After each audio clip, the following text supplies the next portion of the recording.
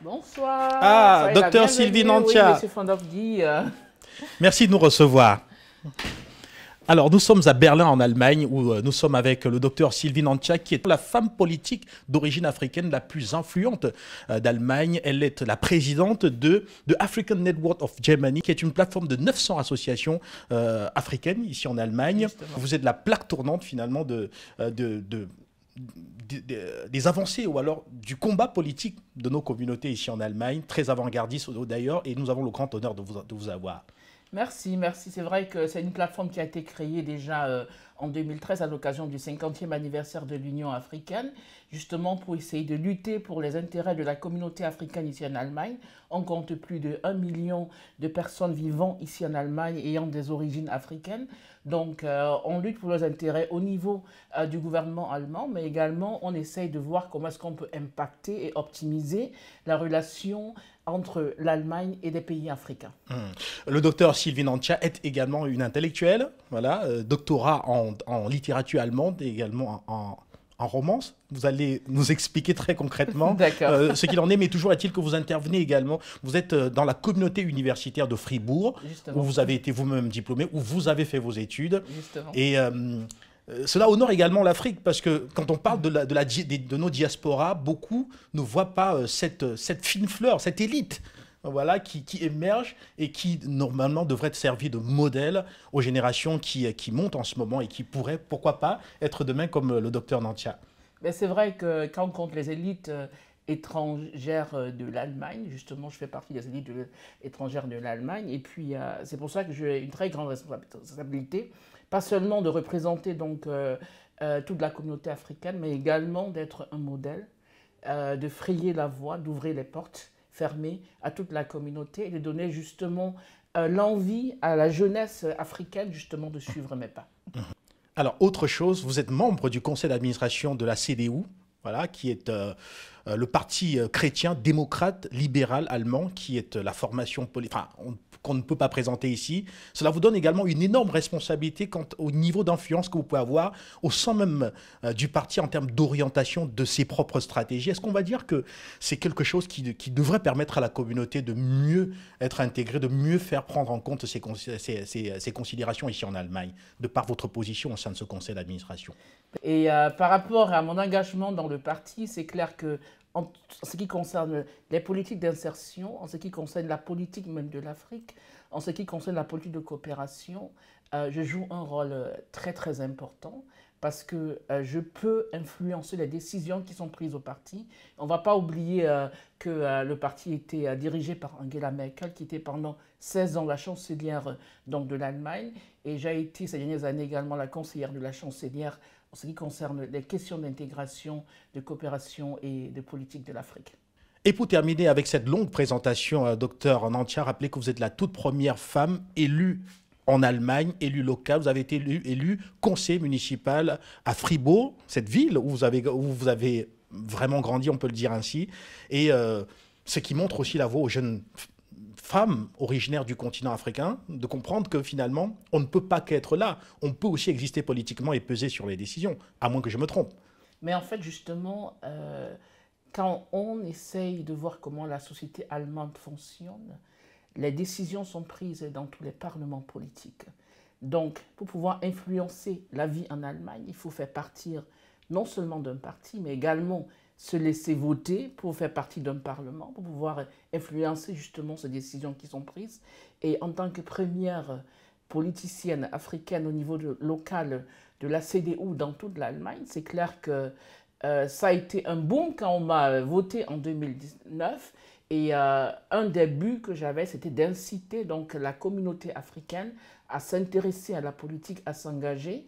Et on doit dire que quelques années après, donc de 2009 comme en 2023, on a dans beaucoup d'États allemands, beaucoup d'Africains, justement, qui sont engagés politiquement et qui me disent que j'ai été un modèle pour eux. Parfaitement. Et rappelez que vous êtes camerounaise, ça se voit d'ailleurs pour ceux qui nous regardent, et que vous n'êtes pas non moins africaine, mais tout à l'heure on va s'asseoir dans un plateau de la télévision panafricaine qui a été installé ici même au siège de la plateforme Tank de African Network Germany. On va s'asseoir pour comprendre très clairement quel est le niveau quel est votre niveau de défense des intérêts véritables du continent et des communautés africaines qui sont ici en Allemagne. Et cela va se faire, bien sûr, au calme, comme on le dit souvent, sur un plateau très reposé où nous aurons le temps, effectivement, de vous interroger, en quelque sorte. Merci, on y va. On y va. Ah, attention, je vois quelque chose, oui. Alors, docteur, je vois là Vidou. Je vois des personnes noires, très certainement originaires du continent. Je vois également des représentations de l'euro. Et je vois également une tablette, un smartphone. Je vois aussi voilà, une toge. Enfin, qu'est-ce que ça signifie concrètement? Est-ce qu'on est là dans les intellectuels africains qui transfèrent de l'argent en Afrique pour des projets africains, ou alors on est dans un transfert d'argent électronique? Qu'est-ce que c'est concrètement, Vidou?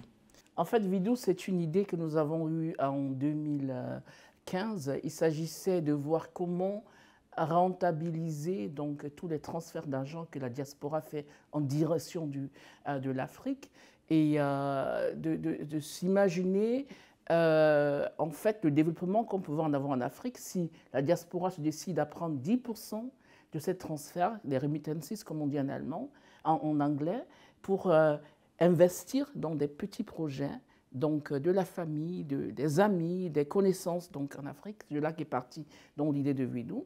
Et en collaboration avec le gouvernement, justement, on a pu gagner le gouvernement pour pouvoir faire la promotion donc, de cette idée. Et Vidou, en fait, a été démarré comme projet en 2019 dans 5 pays africains, dont le Cameroun, permettant donc à la diaspora d'avoir 50% donc de son investissement pour la création des petites et moyennes entreprises donc, au Cameroun. Et déjà, à l'heure d'aujourd'hui, on a plus de 4000 petites et moyennes entreprises qui ont été créées donc, au Cameroun par ce projet. L'idée est très simple. Ce sont des petits projets, ce sont des petites entreprises. Donc, si par exemple, j'ai besoin d'un capital de 100 000 euros, donc mon frère qui habite en Allemagne se décide de m'aider avec 25%. Moi-même, j'apporte un apport personnel de 25% et ensemble, on fait une demande au niveau du gouvernement pour avoir les 50%. Et c'est comme ça que, justement, il y a plus de 4000 petites entreprises qui ont été créées en Afrique, particulièrement au Cameroun, par ce programme Vidou. On va en reparler, docteur, parce que je suis sûr que plus d'un sur le continent voudrait mieux comprendre comment est-ce que cet argent, pourquoi pas, pourrait également se retrouver à financer des projets dans lesquels les uns et les autres se trouvent. Donc on va en reparler quand on sera beaucoup plus au calme tout à l'heure. D'accord, on y va. Merci. Docteur Sylvie Nantia, merci une fois de plus de nous recevoir ici au siège de la plateforme TANC en parlant de l'African Network of Germany. C'est une plateforme, je le disais tout à l'heure, qui réunit un peu plus de 900 associations qui représentent nos communautés ici en Allemagne. Merci une fois de plus de nous faire cet honneur. Soyez la bienvenue. Merci. Alors, vous aimez les pommes, vous aimez les mangues aussi. Vous avez étudié la littérature allemande et la romance à l'université de Fribourg.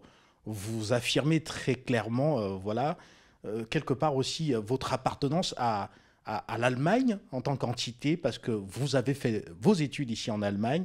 Alors du coup, certains s'interrogent parfois en vous regardant, en se demandant, est-ce qu'elle est noire ou elle est allemande? Mais en fait, je suis noire, puisque ça se voit. Et je veux dire, dans mon cœur, je suis né au Cameroun, j'ai grandi au Cameroun, je suis venu ici après mon bac pour étudier. J'ai continué avec un doctorat donc, à l'université de Fribourg et ensuite j'ai travaillé. Et quand j'essaie de faire la relecture de ma vie, je me rends compte que c'est vrai que j'ai passé plus de temps en Allemagne qu'en Afrique, mais dans mon cœur, je suis africaine, mais je suis également allemande. Et c'est un combat en fait, parce que je pars du fait que quand on vit dans un pays, c'est très important de s'intégrer totalement dans ce pays et justement de montrer également au pays qu'on fait partie de ce pays-là, sans toutefois renier ses origines. Donc c'est pour ça que moi, je suis à 100% africaine, je suis à 100% allemande. Alors du coup, ça fait 200%, alors qu'on était parti sur du 100%. Ben, je suis quelqu'un de 200%, je suis une locomotive, donc... Quand je suis en Allemagne, c'est 100%. Quand je suis en Afrique, c'est 100%. Et maintenant, et quand vous représentez nos communautés, c'est à quel pourcentage? Mais en fait, pour pouvoir représenter la communauté, il faut comprendre et connaître le système allemand. Donc il faut être à 100% allemand sur le plan intellectuel, mais sur le plan, justement, dans le cœur, c'est 100% africaine, parce que c'est l'amour de cette chère patrie, de ce continent qui nous amène ici à lutter, pas seulement pour les intérêts des Africains qui habitent en Allemagne, mais également pour avoir une meilleure coopération entre l'Allemagne et les pays africains. Vous avez été élu en 2009 conseiller municipal dans la commune de Fribourg, ici en Allemagne. Alors, est-ce qu'on va dire que c'est la communauté noire de Fribourg qui a permis à ce que cela soit possible? Ou alors, on va dire simplement que vous avez pu séduire et la communauté noire et peut-être les Allemands, certains Allemands également de Fribourg. Et dans ce cas-là, quelle serait la part de représentation de nos communautés dans votre succès politique? Mais en fait, c'est plutôt les Allemands qui vont voter. Parce qu'il faut dire que la ville de Fribourg, elle a 220 000 habitants. Et du coup, pour la première fois quand j'ai posé ma candidature en 2019, on avait plus de 1500 candidats, donc pour 48 places dans le conseil. Et du coup, pour rentrer dans le conseil, il fallait avoir au moins 30 000 voix. Et nous n'avons pas 30 000 Africains qui habitent donc à Fribourg. Et il fallait donc plus mobiliser la population allemande qui justement m'a voté. Et en tant qu'élu, pour moi c'était clair, je suis votée en tant que première africaine. Donc déjà, mon devoir numéro un, c'est de lutter non seulement pour les intérêts des Africains, mais également des étrangers qui sont beaucoup plus nombreux aussi, qui constituent en fait 40% de la population au niveau de Freiburg. Et après donc cet engagement sur le plan communal, j'ai été votée dans le conseil d'administration du parti qui essaie de définir des politiques par rapport à la population, mais par rapport également à l'Afrique, au niveau donc, de l'État, mais également au niveau national. Et le combat à ce niveau-là était justement de pouvoir être sur la table avec les décideurs, de pouvoir apporter une autre perspective qui est africaine dans ce sens-là, donc sur la table, et de pouvoir influencer les décisions prises sur nous et sur le continent africain. Et moi, mon slogan toujours a été qu'il faut dialoguer, qu'il faut être là et leur permettre de décider avec nous, mais pas de décider pour nous. Et le fait, c'est que quand on n'est pas assis avec les décideurs, donc ils prennent des décisions par rapport aux arguments qu'ils ont, étant donné qu'ils ne connaissent pas l'Afrique, ils ne sont pas nés en Afrique, ils n'ont pas grandi en Afrique, ils ne connaissent pas la culture africaine, ils ne connaissent même pas la situation des Africains qui vivent ici en Allemagne. Moi, avec cette expérience de migration que j'ai eue, mais également avec les études que j'ai faites, parce que j'ai étudié quand même la civilisation allemande, la littérature allemande, mais également la relation entre l'Allemagne et l'Afrique depuis l'Antiquité jusqu'à nos jours. Donc, du coup, je sais dans quel esprit l'Allemagne a perçu l'Afrique jusqu'aujourd'hui. Et avec tous ces instruments que j'ai eus sur le plan intellectuel, il était important pour moi de les mettre au service de la communauté africaine, mais également de la communauté allemande. Le point d'intégration, c'est un axe très important de ma politique, mais également la question de l'éducation, parce qu'on s'est rendu compte que, justement, il y a beaucoup d'étrangers aussi africains qui habitent ici, qui ont des sérieux problèmes dans le système éducatif allemand. Donc, il s'agissait déjà de voir quels sont les problèmes, comment résoudre ces problèmes, comment leur apporter le support qu'ils ont besoin pour pouvoir émerger également dans le plan de l'éducation. Et pour pouvoir le faire, il faut bien évidemment connaître le système allemand. Donc on ne peut pas être impliqué dans la politique allemande sans connaître le système, comment fonctionne la société allemande, sans connaître justement comment même pensent les Allemands. Et lutter pour les Africains veut dire également connaître les problèmes quotidiens des Africains. Et moi, en tant qu'Africain, je suis passé par là. Et je crois que l'impact sur le plan politique que j'ai eu au niveau communal a été très grand parce qu'à la fin, il s'agit de lutter pour qu'il y ait des programmes qui puissent aider une population X à pouvoir mieux s'insérer dans la société et puis qu'on débloque justement de l'argent pour pouvoir financer ces programmes-là.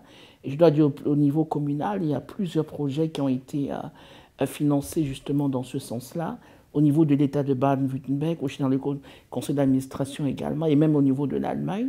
Je continue. Oui, parfaitement, oui. Et même au niveau de l'Allemagne. Déjà, mon implication politique au niveau local m'a donné une très grande visibilité dans toute l'Allemagne. Je me rappelle quand j'ai été voté, que ce soit pour la première fois à Freiburg, que ce soit pour la première fois au niveau du conseil d'administration du parti dans l'État de Baden-Württemberg, il y a eu plus de 89 000 pages web qui justement est en train de commenter mon élection. J'ai eu plein de tous les médias qu'on peut s'imaginer au niveau de l'Allemagne, mais également au niveau international, qui m'ont contacté. Et donc cette visibilité m'a donné une certaine autorité également, qui m'a permis de pouvoir justement, au sein de mon parti, de pouvoir donner des positions très claires par rapport à ce que je voulais pour les Africains, pour les étrangers. Et après cela, donc quand on a créé l'ATAN en 2013, il s'agissait justement de voir comment est-ce que nous pouvons être impliqués dans le processus de décisions politiques prises dans plusieurs domaines au niveau national. Et ça a été un combat très dur, mais je peux dire de nos jours que ce combat, il a été, en fait, on a réussi ce combat parce que déjà là, je suis assise dans plus de 25 commissions du gouvernement allemand qui traitent plusieurs questions. Et c'est clair que le seul fait que je sois assise sur la table, que je discute avec eux, fait que justement, il y a certains points qui ne viennent même plus, qui sont même plus considérés. On voit très clairement que nos communautés africaines ici en Allemagne sont une grande préoccupation pour vous dans votre engagement politique. Alors, mais vous êtes souvent élu par des non-africains. Ce fut le cas quand vous avez été élu en 2009 au conseil municipal de la ville de Fribourg. C'est aussi le cas quand vous avez été élu comme membre du conseil d'administration de la CDU. Mais que leur dites-vous concrètement à ces électeurs qui sont non-africains de vous donner leur voix? Est-ce que vous leur dites que vous demandez cette voix-là pour mieux représenter l'Afrique? Ou alors vous les prenez peut-être dans une dynamique un peu plus large, où vous mettez en avant peut-être des valeurs qui peuvent être communes? À partir de là, je veux très clairement comprendre et permettre aux téléspectateurs de comprendre réellement qu'est-ce qui peut vous pousser et qu'est-ce qui vous amène si haut pendant que vous défendez des communautés qui sont hyper minoritaires. En fait, c'est vrai que quand je venais d'Allemagne, je n'avais jamais imaginé émerger dans le monde politique. Mais j'ai vu autour de moi beaucoup d'Africains d'étrangers, justement, qui souffraient des inégalités dans plusieurs domaines. Moi, j'ai eu quand même la chance, après mon cursus universitaire, d'avoir un boulot en tant que CEO d'un institut au niveau de l'université. Donc, du coup, question racisme, ça, je ne connaissais vraiment pas. Question problème au niveau de l'université, ça, je ne connaissais pas. Mais être à la tête d'un institut universitaire et puis me mettre à conseiller des étrangers et puis des Africains et de voir la multitude des problèmes auxquels ils sont confrontés ici en Allemagne, ça m'a vraiment écœuré. Ça m'a vraiment écœuré. Et du coup, quand on m'a demandé si je veux m'engager politiquement, pour moi, c'est clair. L'Allemagne, a une société très vieille, une population très vieille, par rapport à plusieurs pays africains qui ont des populations très jeunes. Donc, dans plusieurs villes ici en Allemagne, nous avons, quand on voit des gens qui ont moins de 20 ans, nous avons 50%, 70% même à Francfort de la population qui sont des étrangers. Donc, c'est clair que si l'Allemagne ne change pas sa politique et ne considère pas les étrangers et les Africains pendant son processus justement de décision, c'est clair que c'est une très grande partie de la population qui sera de côté. Et moi, je me demande quel est l'avenir de cette Allemagne-là. Donc, mon combat était de leur montrer que c'est vrai que nous ne sommes pas d'origine allemande, mais nous vivons en Allemagne. Nous sommes impliqués dans le quotidien de la vie d'Allemagne. Donc, c'est important que toutes les décisions qui soient prises, elles soient également prises pour pouvoir améliorer les conditions de vie et des étrangers et des Africains. Parce que nos enfants que nous avons aujourd'hui, s'ils ne rentrent pas en Afrique, c'est eux qui seront donc le démon de l'Allemagne. Donc, je crois que les Allemands intelligents le comprennent. Je dois vous dire, donner un exemple. Dernièrement, j'ai été invité dans un lycée pour pouvoir ouvrir l'année scolaire. Et le système éducatif allemand, il est très sélectif.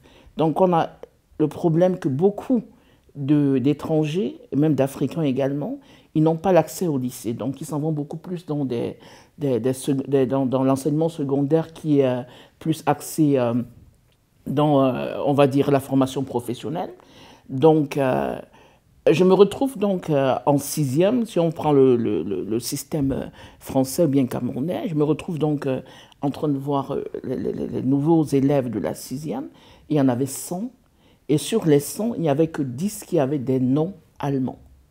Donc, 90 élèves en sixième dans un lycée, c'était des étrangers. Et moi, c'est un exemple que je parle de ça partout où je suis. Parce que je crois qu'il y a la couche des Allemands, la plus grande, en fait, ce sont des gens qui ont entre 70 ans et plus, qui n'ont pas nécessairement, qui ne sont pas connectés à la réalité, qui ne savent même pas ce qui se passe dans les écoles. Donc, parler avec eux, cela montrait que ce que vous avez dans votre tête, l'image de l'Allemagne, ça n'a rien à faire avec la réalité. L'Allemagne, c'est un pays divers en ce qui concerne sa population, en ce qui concerne les origines de sa population. Et puis si, moi je vois dans un lycée, on a 90% des jeunes lycéens sont des étrangers, des gens d'origine étrangère, c'est clair que c'est eux le devenir, le lendemain, le futur de l'Allemagne. Donc il faut faire des politiques qui justement considèrent dans cette diversité de culture, cette diversité d'origine justement de la jeunesse allemande. Et puis tous ceux qui sont intelligents comprennent que c'est vrai. Et puis en fait, quand nous on parle de la jeunesse elle a besoin des modèles. La jeunesse elle a besoin d'avoir une perspective d'avenir. Donc quand ils regardent la jeunesse africaine, je reviens les Africains, quand ils regardent les parents, je veux dire la communauté camerounaise, c'est une communauté à part. On a beaucoup des gens qui sont vraiment experts dans plusieurs domaines. On a de l'élite, donc nécessairement les enfants voient les parents qui émergent dans leur domaine professionnel.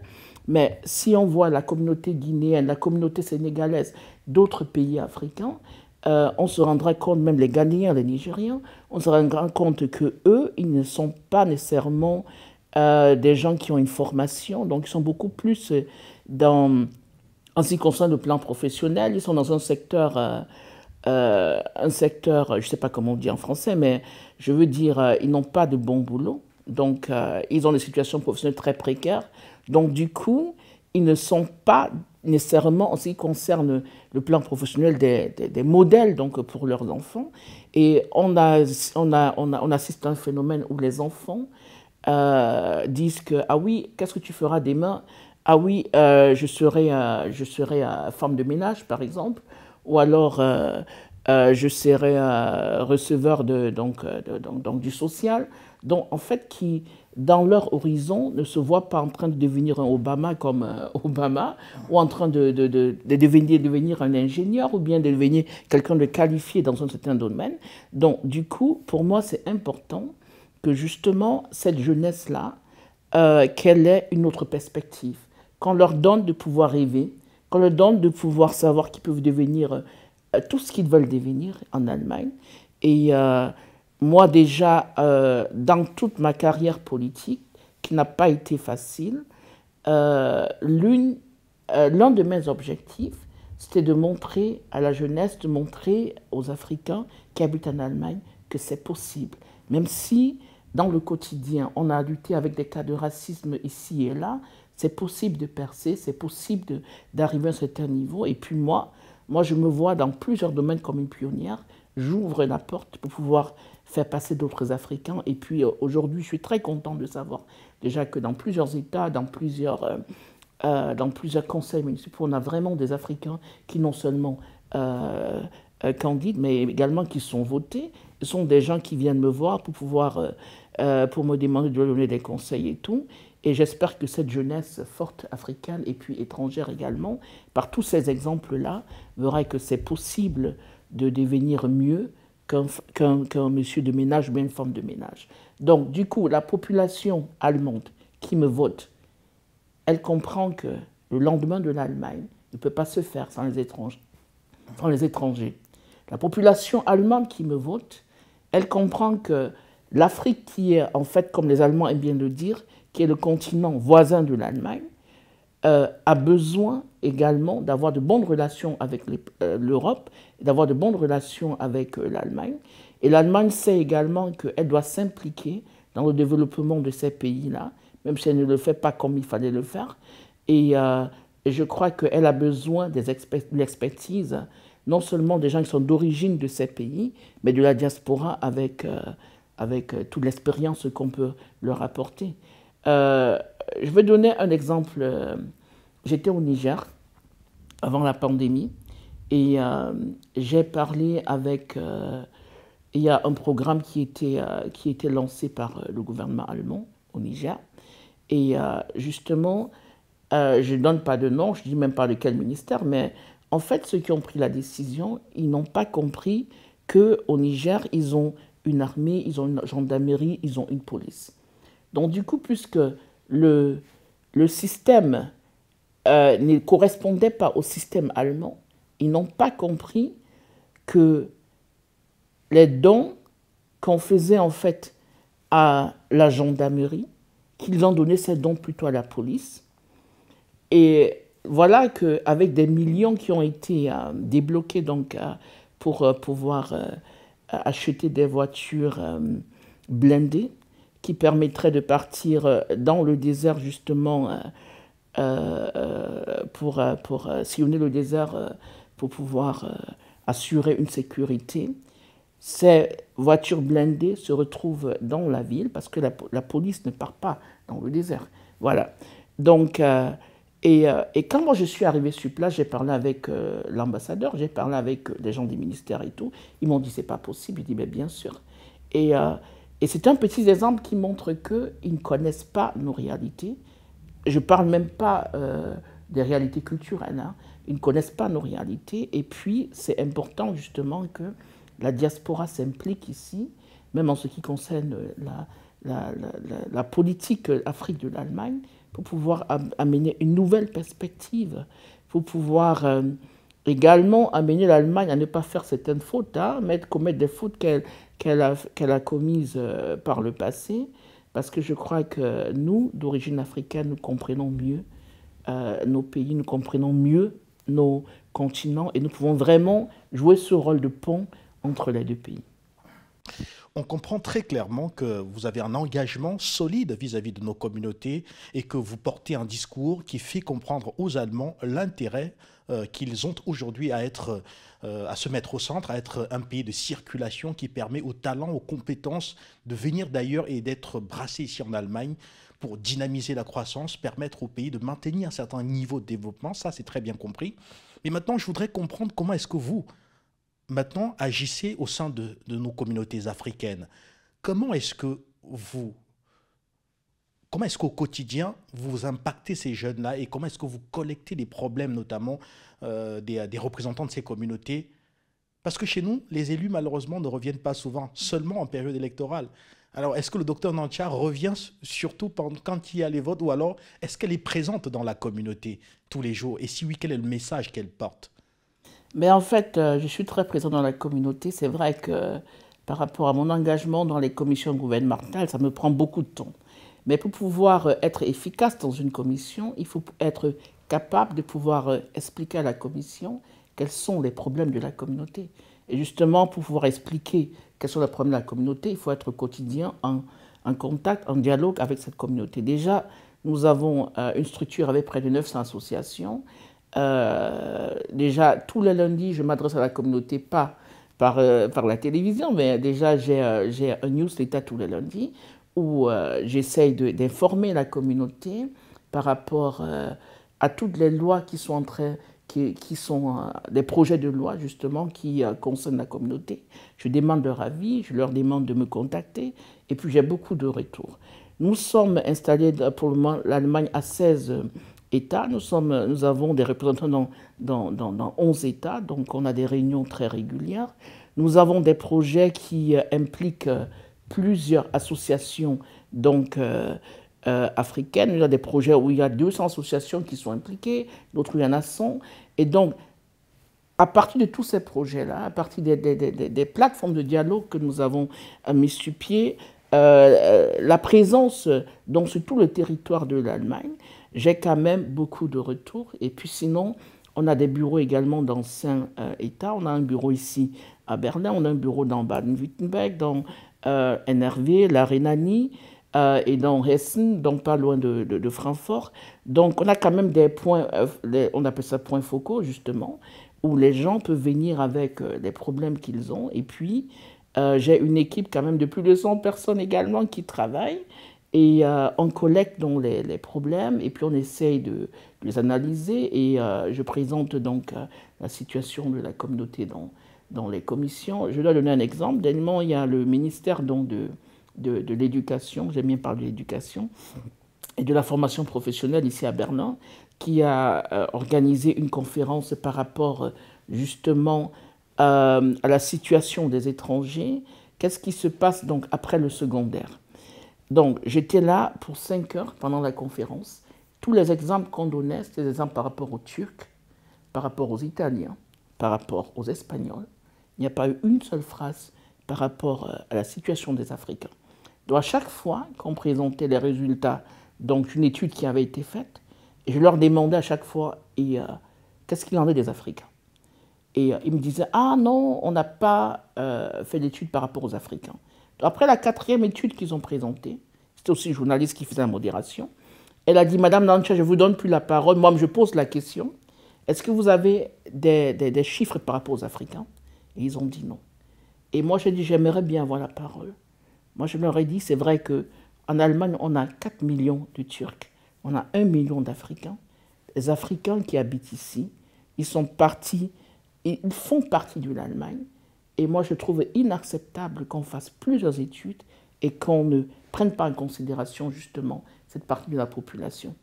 Moi, je viendrai à la prochaine conférence seulement si vous me rassurez qu'entre-temps, il y a des études qui ont été lancées pour pouvoir comprendre la situation des Africains. Donc, c'est le même combat dans tous les domaines. Donc, soit l'Afrique est carrément oubliée, soit les Africains sont oubliés, soit ceux qui discutent par rapport aux Africains d'Afrique n'ont aucune notion, en fait, aucune idée de la réalité de l'Afrique et puis de la réalité de ces Africains. Donc, c'est pour ça que c'est très important de revenir avec, de retourner avec justement toutes les doléances donc, des Africains qui me parviennent dans toutes ces commissions pour pouvoir lutter pour leurs intérêts. La plupart du temps, par exemple, je suis très régulièrement invité à la chancellerie quand il s'agit des projets de loi. Et là, il s'agit par exemple de lutter pas seulement pour les Africains, mais également pour les étrangers en général, parce que les projets de loi concernent tous les étrangers, ils ne concernent pas seulement les Africains. On a un projet de loi sur la naturalisation qui est en train d'être discuté. Et il s'agit de donner les cas de figure également des Africains et des étrangers pour qu'on améliore ce projet de loi.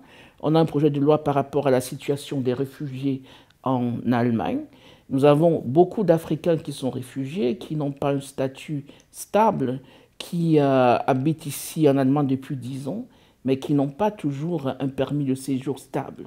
Donc il s'agit de voir, et qui dit vivre en Allemagne sans avoir un permis de séjour stable, ça veut dire que tu n'as pas accès à certains services qui sont donnés aux Allemands ou bien aux étudiants ou bien à d'autres personnes qui ont un statut clair. Donc du coup, il s'agit de voir comment également améliorer leurs conditions. Et nous avons une loi qui sont en train de faire la loi par rapport à la migration, par exemple, des personnes qualifiées en Allemagne. Et je dois dire que déjà le 1er mars 2020, la loi est rentrée en application et j'ai même fait une conférence de presse avec la chancelière par rapport à cette loi-là. Mais cette loi-là ne considérait pas les Africains. Donc, du coup, le combat a été de dire que c'est vrai qu'on n'est pas là pour forcer une migration des Africains qualifiés vers l'Allemagne, mais il s'agit en fait d'une question de justice. Si l'Allemagne adopte une loi pour les ressortissants, entre parenthèses, du tiers-monde qualifiés qui peuvent venir en Allemagne pour travailler 5 ans et rentrer, par exemple, ou bien peuvent venir pour rester, pourquoi exclure donc l'Afrique? Donc du coup, il s'agit de discuter avec eux et de voir dans quelle mesure l'Afrique peut faire partie également de cette loi-là. Donc il y a plusieurs domaines où on se rend compte que la communauté africaine, elle n'avance pas. En ce qui concerne l'insertion dans le monde du travail, il y a beaucoup de problèmes. En ce qui concerne même seulement dans l'habitat, trouver un logement, il y a beaucoup de problèmes. J'ai parlé des problèmes au niveau de l'éducation, même en ce qui concerne la santé. Pendant la pandémie, on s'est rendu compte que justement, la population allemande, elle avait accès à l'information, mais on était obligés de lancer une très grande campagne pour pouvoir atteindre nos frères et sœurs africains, pour pouvoir traduire les informations qui étaient publiées par le gouvernement, les traduire dans des langues africaines, dans des langues en anglais et en français, pour pouvoir informer justement la population africaine et puis les amener justement à pouvoir non seulement respecter donc toutes les lois qui étaient sorties pendant la pandémie, mais également avoir accès donc au système de santé ou bien même aux vaccinations pour ceux qui voulaient se vacciner. Donc il y a plusieurs domaines où justement on se rend compte que les Africains sont carrément coupés du système allemand. Ils n'ont pas accès parce qu'ils n'ont pas l'information. Peut-être parce qu'ils sont obligés ils font des expériences racistes qui les frustrent. Donc, et dans ces domaines-là, donc, il faut essayer de voir comment, malgré ces obstacles, déjà rapporter leurs doléances, mais également trouver des solutions pour leur donner accès donc, à tous les domaines. Docteur Nantia, il est clair que l'Afrique en Allemagne a besoin de représentation. D'ailleurs, nous avons vécu la cérémonie d'ouverture de la Berlinale, où tout le monde s'est mis debout pour saluer le combat, la lutte, qui peut être comprise, du peuple ukrainien contre la Russie. Un standing ovation, il y a eu une intervention du président Zelensky qui a été très ovationné dans la salle.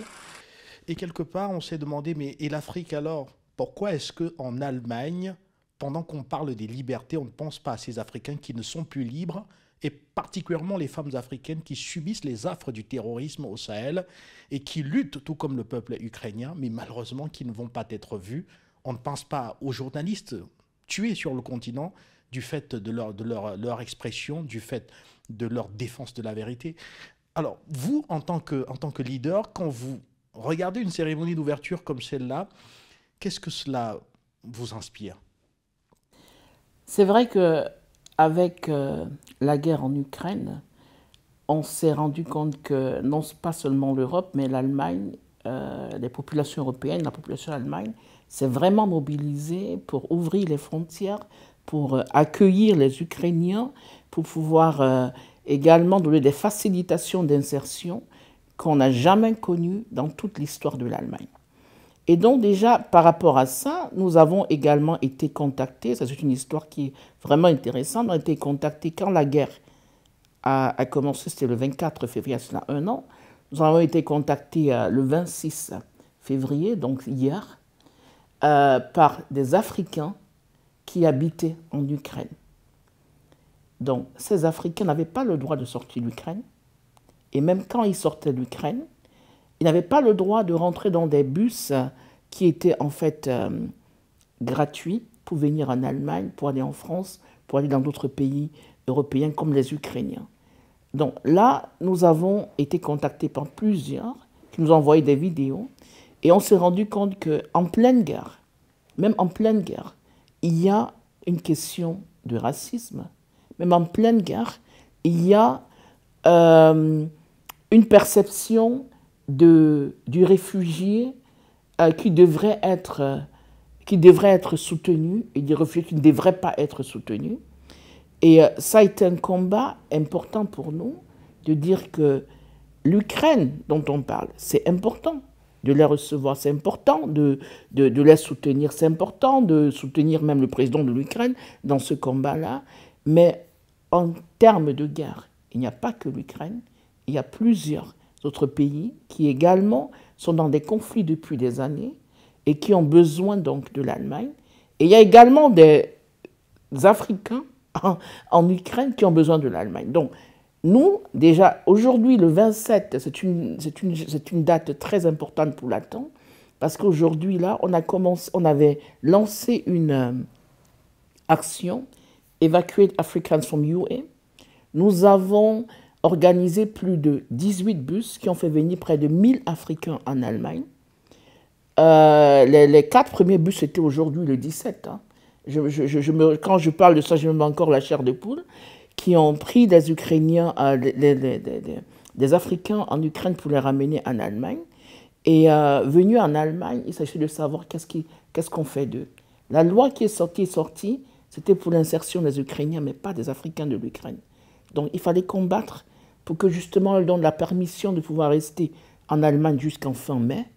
En fin mai, ils ont reçu presque tous des lettres leur demandant de quitter le territoire allemand pour rentrer en Afrique. Le deuxième combat a été fait. On a prolongé jusqu'en fin juillet. Non, en fin août, pardon. De cette année 2023. De cette année 2000. Oui. Non, je parle de l'année 2022. Parfaitement. Peut-être mieux restituer pour les téléspectateurs. Alors, vous parlez d'un convoi d'Africains que vous avez organisé en 2022. Oui, parce que la guerre entre la Russie et l'Ukraine, elle a démarré le 24 février 2022. Parfaitement. Justement. Et puis l'Allemagne a ouvert toutes ses portes pour que les Ukrainiens viennent, et puis d'autres pays de l'Europe également. Mais les Africains n'étaient pas la bienvenue. Donc c'est pour ça que nous avons été obligés nous-mêmes de collecter de l'argent, des dons, d'organiser donc des bus de 74, avec 74 pendant 18 bus, qui sont partis donc à la frontière de la Pologne et de l'Ukraine pour prendre des Africains et les ramener ici en Allemagne et lutter déjà pour qu'ils aient un titre de séjour pour pouvoir rester. Et comme je dis, on leur a donné jusqu'en mai 2022, après jusqu'en août 2022. Il y a plusieurs qui ont été déportés dans leur pays, il y a d'autres qui sont restés là, mais qui n'ont pas toujours des situations très claires, pendant que la population ukrainienne, elle a eu un séjour de 2 ans par rapport à l'article 24 du Code civil, qui les permettait d'avoir depuis le premier jour accès à tous les services sociaux qu'on peut s'imaginer, mais également accès au marché de l'emploi. Donc quand on s'en va à la berlinade, on fait une stand ovation par rapport à l'Ukraine, je dis c'est très bien de voir la solidarité de l'Allemagne par rapport à l'Ukraine, mais en même temps, j'ai le cœur qui saigne parce que je sais qu'il y a encore jusqu'aujourd'hui plusieurs Africains que nous soutenons, que nous accompagnons, qui n'ont pas toujours un statut. Il y en a plusieurs qui se sont sentis obligés de rentrer. Pourtant, moi, je les appelle la crème de la crème, des jeunes très intelligents, très dynamiques, qui ont quitté leur pays pour étudier et qui ne voulaient rien d'autre que de continuer les études ici en Allemagne. Donc, du coup, c'est une question qu'on se pose.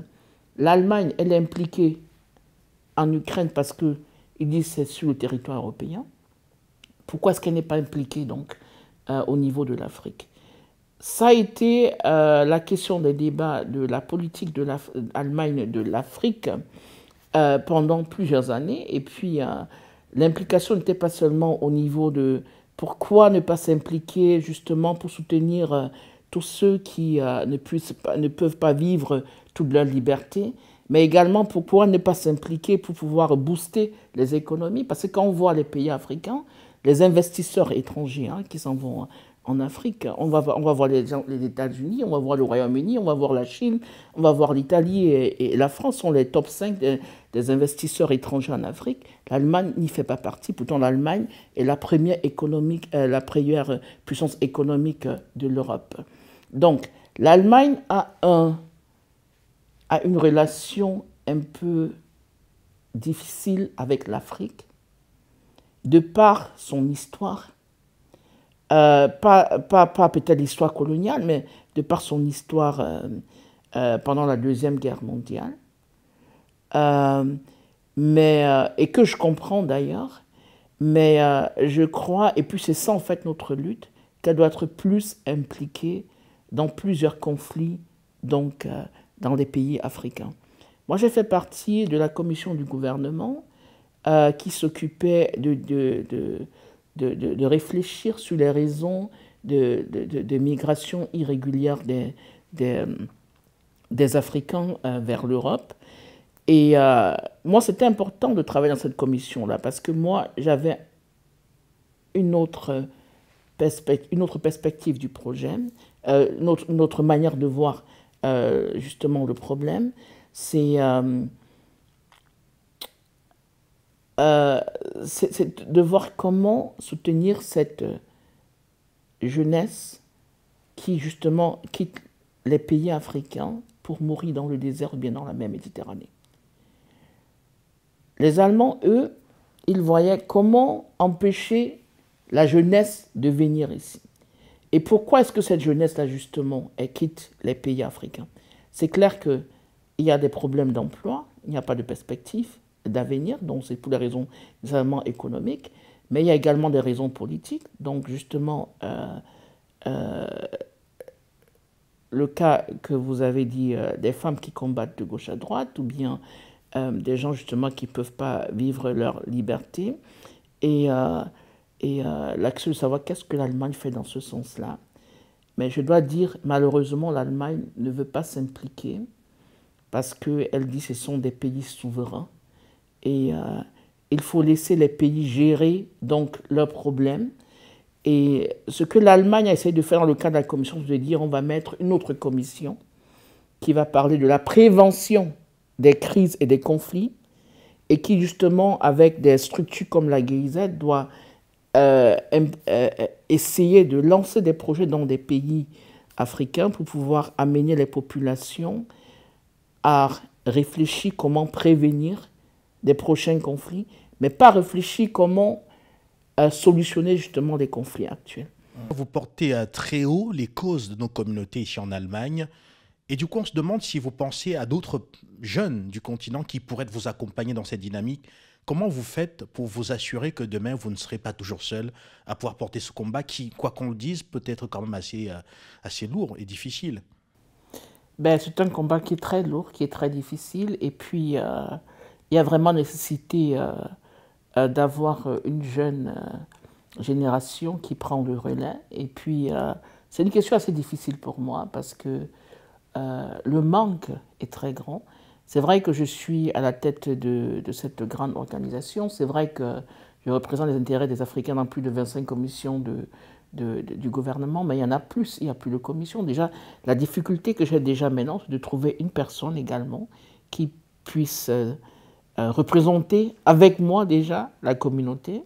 Ce n'est pas évident. Mais qu'à cela ne tienne, j'ai dit peut-être qu'il fallait qu'on me clone, mais qu'à cela ne tienne justement, il y a des programmes qu'on a mis sur pied justement pour essayer d'intéresser la nouvelle génération des Africains qui naissent ici, qui grandissent ici, dans le système justement allemand, qui parlent d'une manière très fluente donc l'Allemagne. Et ça, c'est le problème en fait des Africains. Pour pouvoir être impliqués dans la politique de l'Allemagne, il faut très bien parler l'allemand. Donc c'est déjà une petite barrière. Mais ceux qui grandissent, qui sont nés ici, qui grandissent ici, n'ont pas cette barrière linguistique. Donc du coup, on a mis sur pied il y a 2 ans déjà ce qu'on appelle la Tongue Youth. Donc c'est l'organisation des jeunes Africains. Et ils sont depuis 1 an et demi en formation dans un projet qu'on appelle GEM. Et cette formation, justement, c'est déjà dans des plateformes qu'on a créées, se discuter avec eux par rapport à certains thèmes politiques, d'essayer de voir comment ils peuvent rencontrer des politiciens, des députés de l'Assemblée nationale, discuter également avec eux par rapport aux problèmes qui les préoccupent. Et déjà, la prochaine rencontre, c'est le 16 mars.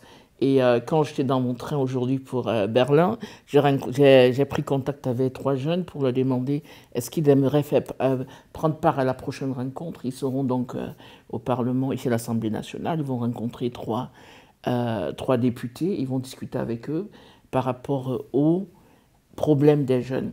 Donc, il y a ce programme-là qui est mis sur pied. Et puis, j'espère bien évidemment que d'ici 1 an, 2 ans, on aura près de 15 à 20 Africains qui seront formés par ce programme-là et qui pourront déjà s'impliquer. Il faut dire qu'il y a aussi question d'expérience, mais je crois quelque part il faut commencer.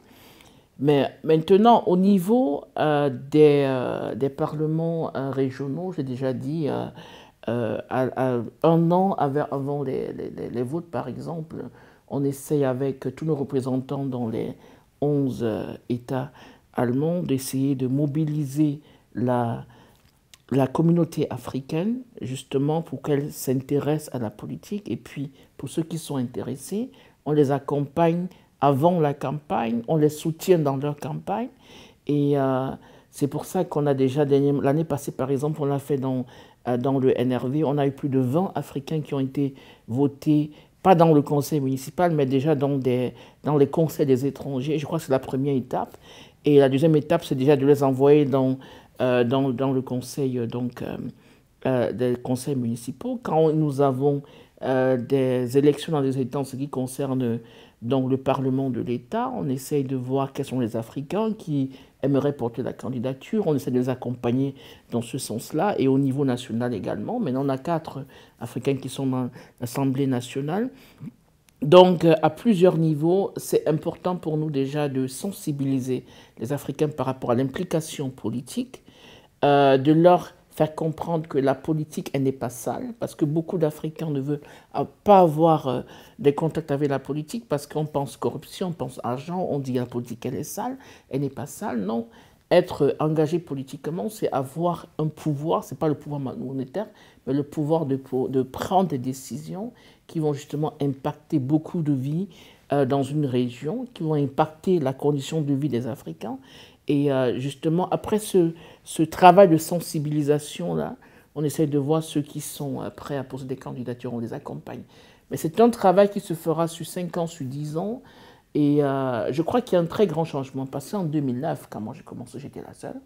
Mais aujourd'hui, on en a beaucoup qui sont impliqués un peu partout. Et avec des programmes comme SUPI, justement, pour accompagner justement la jeunesse africaine, pour accompagner certains qui sont intéressés par la politique africaine, mais également pour sensibiliser par rapport au système politique allemand. Je crois que d'ici quelques années, il y aura la relève. Je l'espère de toutes les façons, parce que moi, j'aimerais bien passer la relève à d'autres personnes, quoi. En tout cas, pas tout de suite. Si je vois des gens qui sont vraiment calés, pourquoi pas? Docteur Nantcha, je vous propose à présent d'aborder la politique étrangère de l'Allemagne, surtout vis-à-vis du continent africain. Alors, tout à l'heure, vous l'avez effleuré, mais j'aimerais qu'on rentre un peu plus en profondeur. Alors, la France, les États-Unis, la Chine, l'Inde, la Turquie et presque tous les États qui ont une certaine ambition au niveau international ont une vraie politique africaine.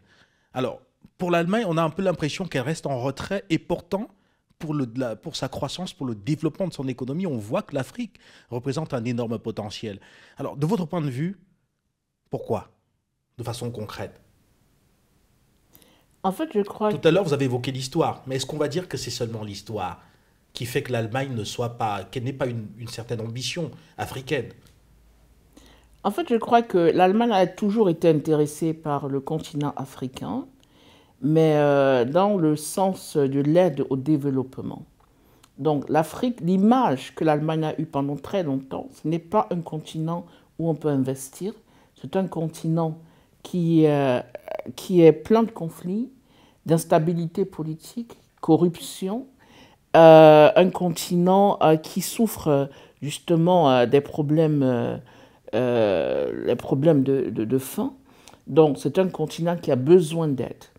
Et c'est ce regard-là que l'Allemagne a toujours eu par rapport à l'Afrique.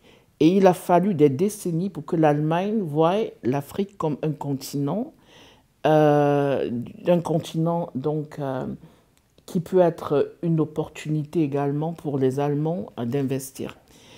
Ce qui fait que quand les États-Unis, quand la Chine, la Turquie, la France et d'autres pays étrangers donc s'en vont en Afrique pour investir, l'Allemagne ne fait pas ce pas parce qu'elle a peur.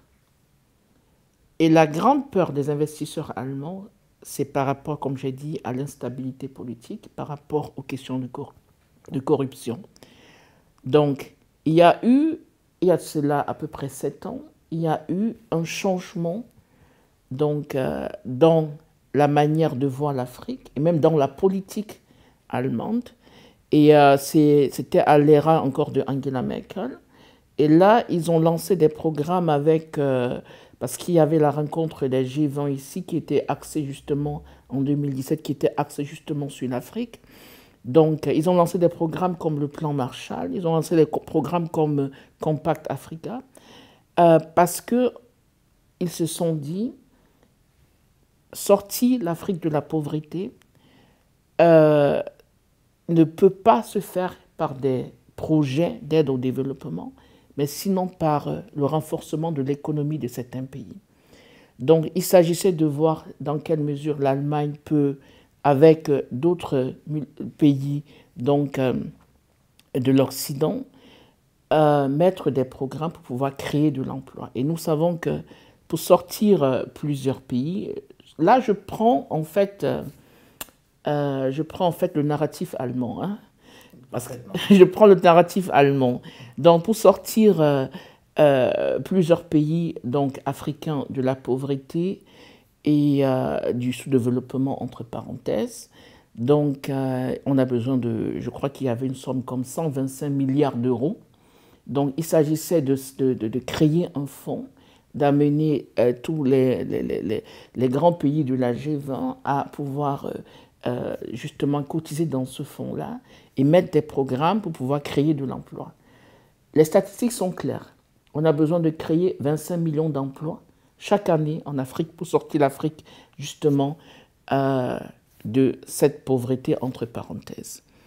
Donc, ce regard qui a changé, qui partait du plus la perspective, on va aider un continent qui a besoin d'aide.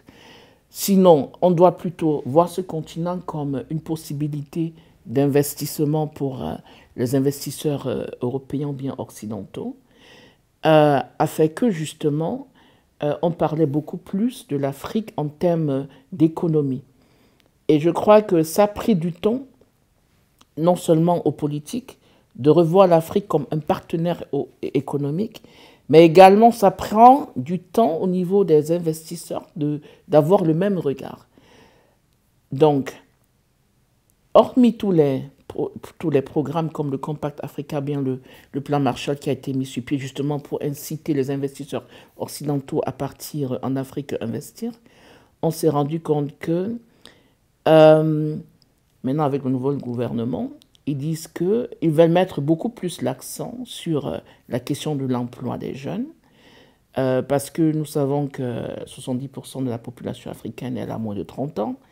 Nous avons près de 40% à moins de 15 ans.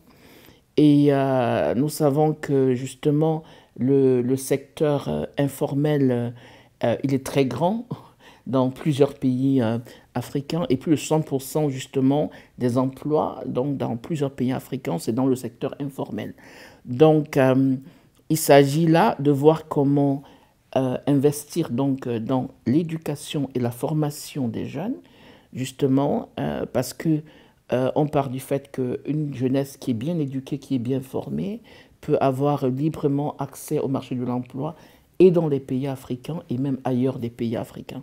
Donc, c'est l'axe numéro 1 de la nouvelle politique allemande, depuis, qui a été déjà présentée, la nouvelle stratégie de l'Afrique de l'Allemagne. Ça a été présenté en janvier et j'étais là au ministère quand le ministre de la Coopération présentait donc cette nouvelle stratégie. Un des deuxièmes points clés de la nouvelle stratégie d'Afrique de l'Allemagne, c'est d'essayer de renforcer le rôle de la femme.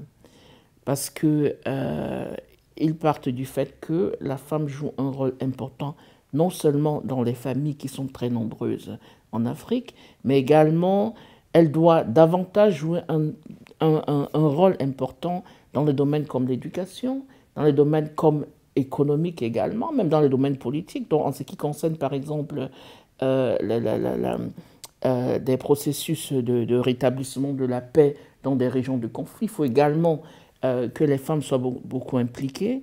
Donc, l'Allemagne, maintenant, veut financer des projets où les femmes sont vraiment impliquées donc, dans tous les processus en Allemagne.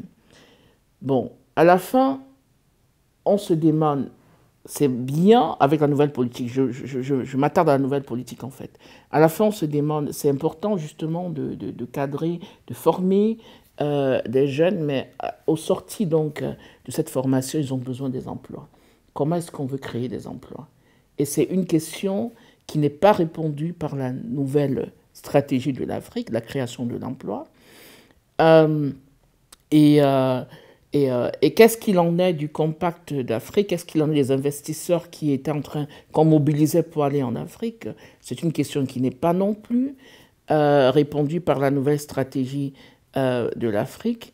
Donc, à l'allure des choses, j'ai l'impression que c'est possible que dans les relations bilatérales avec les 50 pays partenaires de l'Allemagne, que l'Allemagne arrive à mettre des programmes sur pied pour pouvoir justement renforcer les systèmes éducatifs de certains pays ou bien le système qui permet aux jeunes d'avoir des formations professionnelles, mais qu'à la fin, on a des jeunes qualifiés qui ne retrouvent pas de l'emploi. Donc, c'est des situations assez compliquées et c'est pour ça que moi, d'ailleurs, je critique en fait, je critique cette nouvelle stratégie parce que je crois vraiment que il faut mettre l'accent, c'est vrai, sur l'éducation, la formation des jeunes, mais il faut également mettre l'accent sur des programmes qui permettraient de pouvoir créer de l'emploi sur pied, parce que l'idéal, en fait, c'est que tout jeune qui sort de sa formation ait un emploi et à la fin du mois ait un salaire qui lui permet, lui, de vivre, de faire vivre sa famille. Et je crois que c'est ce chemin-là qui permettrait à beaucoup de pouvoir donc améliorer leurs conditions de vie. Bon, un point qui n'est pas du tout discuté, je ne sais pas si c'est discuté en France, mais c'est un point que je trouve quand même assez important, c'est quand on parle de l'économie des pays africains, on a dans plusieurs, je parle de l'Afrique subsaharienne, hein, avec les 47 ou 48 pays, on a dans plusieurs pays quand même des déficits structurels. On sait que quand on voit toute l'Afrique subsaharienne, je ne sais pas si c'est connu par tout le monde, on a à peine 30 à 35% de la population qui a l'accès à l'électricité. Donc, je parle des 47-48 pays subsahariens. Et quand je parle de 35%, ça veut dire sur 1000 personnes, hein, il y en a 350 qui ont justement l'électricité et il y en a, c'est quoi, 650 qui n'en ont pas. Parfaitement. Ça, c'est énorme. En termes d'accès à l'infrastructure, on pense à l'eau. Nous savons que sur le continent africain, il y a 70% qui ont accès à l'eau, que ce soit dans leur maison, que ce soit dans une fontaine ou bien une source, pas une source, mais une fontaine qui peut être publique. Qui peut être publique, justement. Ça, c'est un très grand problème. Quand on parle de questions d'infrastructure, on parle également du transport. Nous n'avons pas de route. Nous n'avons pas un transport. Le transport aérien n'est même pas développé du tout. Quand je prends le cas du Cameroun, on a 2 aéroports internationaux. Pour un pays comme le Cameroun. Même s'il y a quelques autres aéroports, tout à oui, mais internationaux. Qui revendiquent aussi le statut d'international, mais après, tout revient aussi à revoir même la norme internationale et voir effectivement si ces aéroports-là, effectivement, adhèrent à cette norme. Poursuivez, s'il vous plaît. Justement, donc, et quand on parle de transport, en fait, c'est être capable d'avoir une libre circulation des personnes et des biens d'une ville, d'un village à une ville, d'un pays au pays voisin. Donc, si déjà, question de transport, que ce soit en termes de route, que ce soit en termes du système, on dit quoi, ferroviaire, donc en train, que ce soit en avion, il y a un problème de transport. Comment transporter les biens? Comment permettre à la population de se déplacer? Moi, je crois que ce déficit d'infrastructures a un impact énorme sur la croissance économique de plusieurs pays. Et ce sont des questions sur lesquelles tous les pays qui parlent d'aide au développement devaient également devaient se poser. Comment aider justement nos pays africains à se développer sur le plan d'infrastructure, mais c'est également les questions que nos gouvernements justement devaient se poser, parce que c'est vrai que je parle toujours avec disons là je regarde avec, j'ai le regard de l'Allemagne en fait, hein, j'ai le regard de l'Allemagne en fait sur l'Afrique, et c'est vrai que je parle en gros de tous ces problèmes-là, mais je veux dire, quand on dit « je n'ai pas d'électricité », quand on dit « il n'y a pas de route », je sais, au Cameroun, on a plein de gens de la diaspora qui s'en vont dans des régions reculées, qui prennent des hectares, qui investissent dans le domaine agricole. J'en connais un qui a pris, je crois, c'était 25 hectares. Il a planté des bananiers. À la fin, il a abandonné toute la récolte parce qu'il n'y avait pas la possibilité de prendre tout. La récolte, je veux dire, tous les régimes de bananiers, les transporter justement dans une ville où ça devait être vendu. Ils ont commencé un projet sans penser à la question de transport, la question de route, en saison de pluie par exemple. C'est quand même assez grave. C'est quand même assez grave. Donc ça veut dire que la majorité des pays africains, en fait, dont l'économie est basée sur l'agriculture ou bien sur la pêche, elle n'est pas capable de pouvoir, je veux dire, transporter ses produits, conserver ses produits et commercialiser ses produits dans d'autres lieux que l'endroit où ils ont justement qu'est-ce qu'on dit, planté, par exemple, je parle du cas de trucs. Mais ça veut dire que déjà, il y a un impact sur le bien-être de la population. On a des gens qui, justement, vont acheter des vivres à des prix énormes, pas parce que ce vivre-là, en fait, il est cher, mais c'est parce que les coûts pour pouvoir transporter, je ne sais pas si c'est des tomates de Fumban de Fumbot, pardon, oui. Par exemple, à Douala, sont des coûts énormes. Donc, ça fait que... Fumbot, c'est dans l'ouest Cameroun, et donc pour transporter vers la ville, la capitale économique qui est Douala, effectivement, on voit que ça représente, avec l'état de dégradation même de la route nationale qui va à Douala, ça devient de plus en plus compliqué. Quand on vous écoute, on a l'impression que vous n'avez pas été consulté quand l'Allemagne a développé cette politique africaine, cette politique étrangère orientée sur l'Afrique. Est-ce que c'est le cas? Si oui, comment est-ce qu'on pourrait redresser la barre plus tard?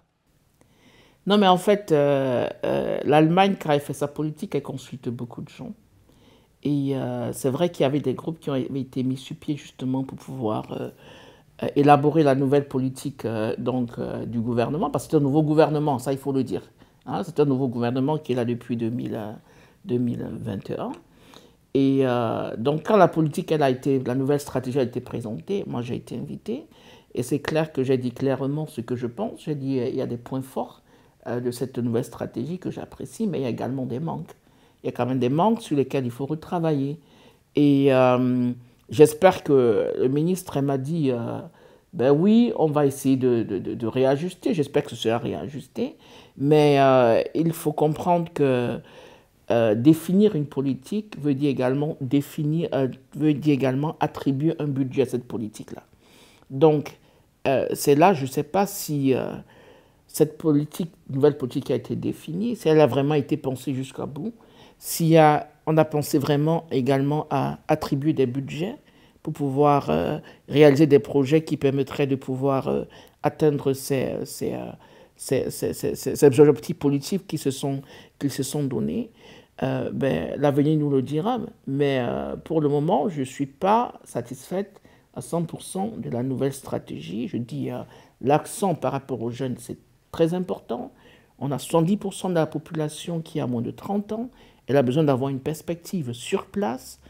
L'accent par rapport aux femmes, c'est très important.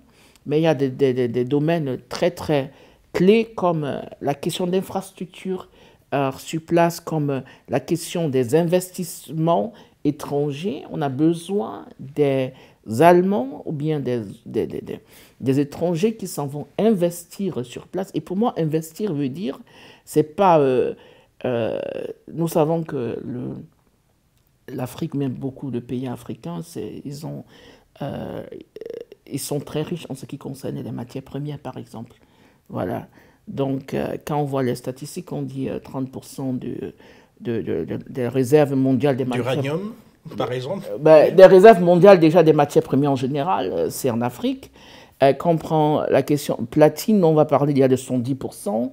30%, on a l'uranium, on a le cuivre, on a la bauxite, le cobalt, on a du pétrole, donc on a plein, on a de l'or, on a du cuivre, j'ai déjà dit, on a beaucoup de matières premières, phosphate par exemple, et ces investisseurs, ils viennent justement pour exploiter ces matières premières. Très souvent dans une industrie de la guerre, de la misère. Comme au Congo, par exemple. Comme on peut le voir, voilà. Au Congo, oui. Ouais. Et donc, ils viennent exploiter donc, ces matières premières. Le véritable problème, c'est qu'ils exportent ces matières premières en état brut. Donc, du coup, le pays peut être riche parce qu'il a des matières premières, mais cette richesse n'impacte pas la croissance économique du pays. Donc, ce qu'il faudrait, c'est que justement, ces investisseurs étrangers qui sont lourds en termes de capitaux, qui, en collaboration avec nos pays, qui trouvent des politiques qui leur permettraient donc de transformer ces matières premières sur place.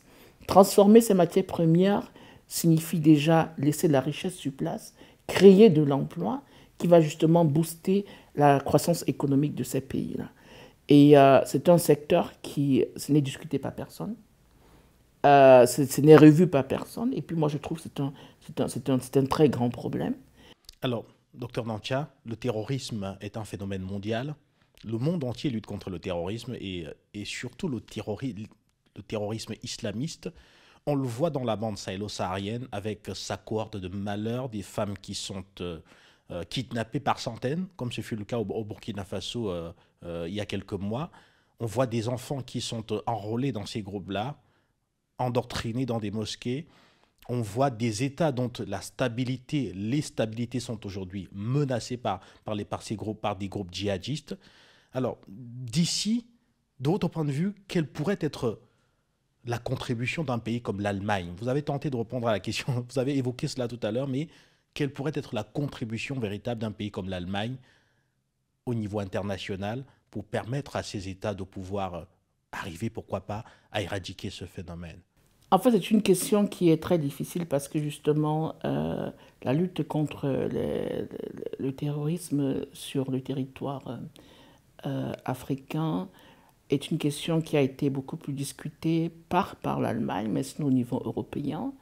Et l'Union européenne a donc adopté des stratégies contre cette lutte-là. Et puis l'Allemagne s'aligne justement dans la politique de l'Union européenne. Donc, et c'est la difficulté qu'on a en fait pour le moment avec l'Allemagne parce qu'elle ne veut pas, elle, dans ses relations ou bien dans ses négociations bilatérales avec les pays, que ce soit le Burkina Faso, le Niger ou bien le Mali, dans ses relations bilatérales, justement, parler de ces questions-là. Elle veut le faire, elle le fait juste au niveau donc, de l'Union européenne. Et puis, il y a eu plusieurs projets de l'Union européenne qui sont menés par la France, en fait. La France qui est toujours en avance, en fait. qui ont été financés également par l'Allemagne. Et déjà, moi, j'étais au Niger parce qu'il y a le projet, je crois que c'est Eurocap, hein, je crois que ça s'appelait Eurocap au Niger. Et c'est un projet justement où l'Allemagne était très impliquée, ou bien au Mali également, très impliquée, mais plutôt dans la formation donc du corps de l'armée, justement, non, des cadres, dans la formation des cadres donc, de l'armée du Niger, ou bien du Mali, justement, pour les sensibiliser par rapport à ce phénomène terroriste. Mais l'Allemagne ne veut pas s'impliquer davantage. Et c'est ce que je déplore, en fait. L'Allemagne a l'impression j'ai l'impression qu'elle se cache derrière la politique de l'Union européenne, elle se cache derrière la France, parce que là, on parle justement des anciennes colonies françaises, et elle préfère mieux collaborer avec la France et laisser la France... Et la France elle-même qui est en perte de vitesse. Ben, c'est clair. Alors, on ne peut pas dire que la France maîtrise la situation actuellement. Elle a quitté le Mali, elle est en train de quitter le Burkina Faso à l'heure où on parle, elle a quitté la République centrafricaine. Alors, permettez que je revienne avec la question. Alors, et sous une autre forme. Alors, vous, en tant que porte-parole, quoi qu'on dise aussi de l'Afrique, ici, en Allemagne, que dites-vous concrètement au sein des commissions où vous siégez pour que l'Allemagne comprenne aussi quelque part que cette France-là, derrière, enfin, qui se présente comme étant un peu le gendarme de l'Afrique, qu'elle a perdu la main? Mais je crois que l'Allemagne voit que la France est en train de perdre l'Allemagne, mais l'Allemagne n'a pas le courage de développer sa relation bilatérale avec certains pays parce qu'elle respecte la relation France-Afrique. Et c'est ça le grand problème qu'on a ici en Allemagne. Je ne peux que répéter ce que j'ai dit. Et puis c'est un très grand combat parce que moi j'explique par exemple dans mes commissions le rôle que l'Allemagne a non seulement dans l'Union européenne en tant que première puissance économique, mais également le rôle que l'Allemagne joue dans le monde entier et même la réputation de l'Allemagne. C'est une réputation assez positive. Et moi, je leur dis, en fait, plusieurs pays africains aimeraient bien travailler avec l'Allemagne d'une manière très directe sur certaines questions que de passer par la France. Mais l'Allemagne, pour le moment, malheureusement, elle n'a pas le courage de développer sa relation B2B, en fait, avec ces pays africains. Et elle se cache derrière l'Europe, je dois le dire d'une manière très claire. Elle se cache derrière l'Union européenne, se cache derrière la France. Et je trouve ça vraiment dommage. C'est peut-être dommage parce que la chancelière Angela Merkel vient d'être portée en triomphe en Côte d'Ivoire et notamment à Yamoussoukro, où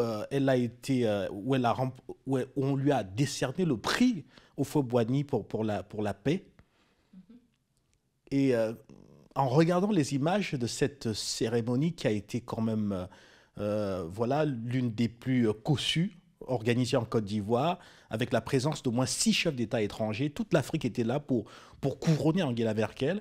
Est-ce que vous, quelque part, quand vous regardez cette image, vous ne vous dites pas que l'Afrique tend les bras à l'Allemagne? En fait, l'Afrique tend les bras à l'Allemagne. Et puis, déjà, j'ai été très impressionnée par la cérémonie. J'ai eu à voir des photos.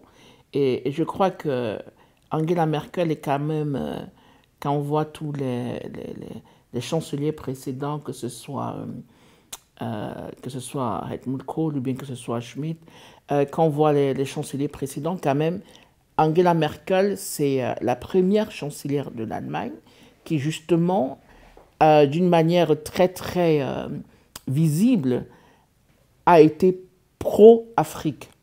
Même si la politique n'a pas été assez courageuse, elle a été pro-Afrique, elle a cherché le contact toujours direct avec les pays africains. Et quand je parle du plan Marshall ou bien du compact avec l'Afrique, ça c'est vraiment la politique de Angela Merkel. Mais là, elle n'est plus au pouvoir. On a maintenant un autre chancelier qui est M. Scholz, qui justement, quand Angela Merkel recevait son pris en Côte d'Ivoire, pardon. Oui. Lui, il a pris l'avion une semaine après pour aller au Ghana avec son ministre de la coopération pour essayer de voir comment, avec le Ghana, ils peuvent mieux s'impliquer dans la formation donc, des jeunes et peut-être même voir comment faire, pas une convention, mais un partenariat en ce qui concerne la question migratoire pour faire venir donc des jeunes Ghanéens d'une manière légale se former ici et les faire repartir. Donc, je dois dire que je ne sais pas si le gouvernement actuel comprend le message de l'Afrique, mais je sais que ce soit le gouvernement, que ce soit les élus de l'Assemblée nationale, ils sont vraiment intéressés par l'Afrique, mais ils ne savent pas comment faire le pas. Et de même que pendant plusieurs années, on a dit à l'Allemagne, l'Afrique, ce n'est pas seulement un continent pauvre, c'est un continent d'opportunités économiques. Donc il faut voir l'Afrique comme un partenaire économique. Ça a pris du temps pour qu'ils voient l'Afrique comme un partenaire économique. J'espère que ça ne va pas prendre également pour ce gouvernement autant de temps pour comprendre qu'en fait, les pays africains tendent la main à l'Allemagne. Les pays africains, ils ont marre de la France. J'ai appris dernièrement déjà que l'ambassadeur du Maroc, par exemple, il a quitté la France. Il y a plusieurs pays qui ont marre donc, de cette relation France-Afrique et qui veulent justement non seulement tendre la main à l'Allemagne, mais qui veulent également travailler avec l'Allemagne. Et je crois que c'est le discours qu'on aura les prochains mois, parce que c'est vraiment une opportunité d'aubaine pour l'Allemagne de faire le pas vers ces pays africains-là pour avoir une autre relation. Docteur Nantia, on ne vous remerciera jamais assez de nous avoir reçus ici même au siège voilà, de la plateforme TANG en parlant du réseau des Africains d'Allemagne. Vous êtes ici à travailler pour qu'il y ait une meilleure représentation de l'ensemble des communautés africaines présentes en Allemagne. Et vous êtes aussi voilà, une influenceuse, on peut le dire, des politiques de l'Allemagne vis-à-vis du continent africain. Et cela nous honore. Merci de nous avoir reçus. Ça a été un très grand plaisir pour moi de vous recevoir et puis qu'on échange également sur la politique d'intégration des Africains ici en Allemagne, mais également la politique de l'Allemagne en ce qui concerne l'Afrique. Et puis, j'espère que c'est pas la dernière fois qu'on va se retrouver sur ce plateau. Donc, on est à votre disposition pour discuter de toutes les nouvelles questions sur le plan politique, bien sur le plan économique, ou alors sur le plan des relations entre l'Allemagne et l'Afrique. Vous êtes la bienvenue en Allemagne. Merci beaucoup, docteur. Voilà, cet entretien est à présent terminé. Nous allons rester ici à Berlin pour vous proposer encore plus d'invités, pour vous permettre de comprendre comment est-ce que l'Afrique évolue ici en Allemagne et vous faire comprendre également ce qui compte véritablement pour les Africains qui sont ici et comment est-ce qu'ils abordent tout cela. À très bientôt.